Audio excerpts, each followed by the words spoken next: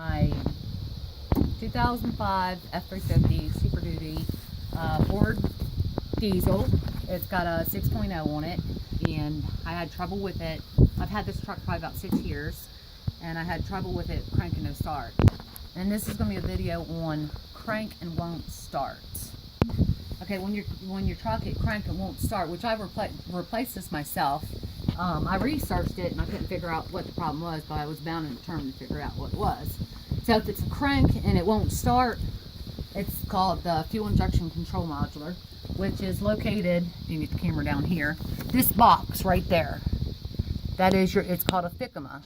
And the price of them is about $300, and they are lifetime warranty. And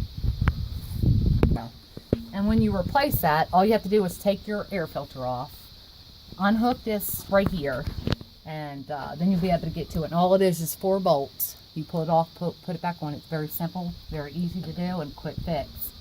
About 2 years after having my new FICMA, I had a crank and no start again, so I had to replace it. And what I did is I replaced it with a more higher voltage one, not a factory one, and so far it's been doing really well.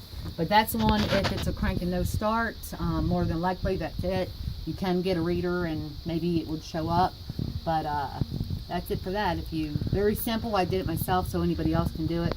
Just bolts here, nuts, some screwdrivers, and replace it with a wrench. Very easy.